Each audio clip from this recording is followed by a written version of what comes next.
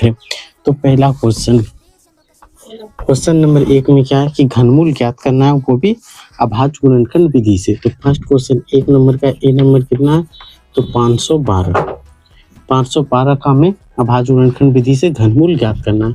तो सिंपल है कि अभाज्य गुणनखंड विधि आपको पहले ही बता चुके हैं, तो इसी विधि से हम लोग इसको निकालेंगे। तो सिंपल, सबसे पहले क्या करेंगे, 2 है तो 2 से कटेगा तो 2 से कटा दो।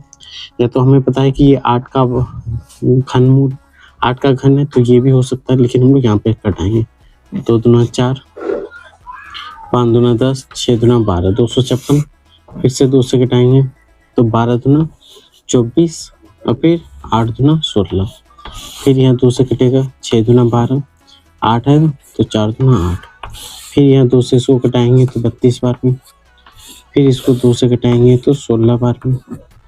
फिर यहाँ 2 से कटाएंगे तो 8 बार में।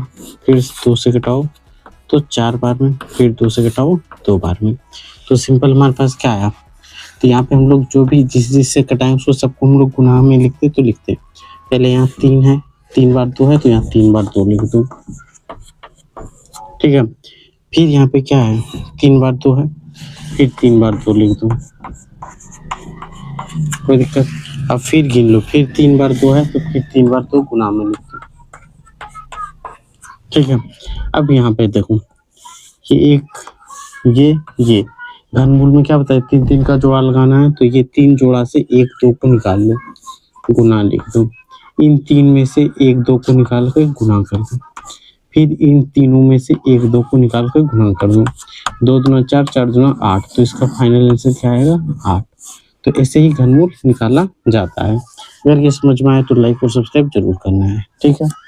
ये बहुत ही आसान है, आपको अभाज्य गुणनखंड के द्वारा भी निकालना।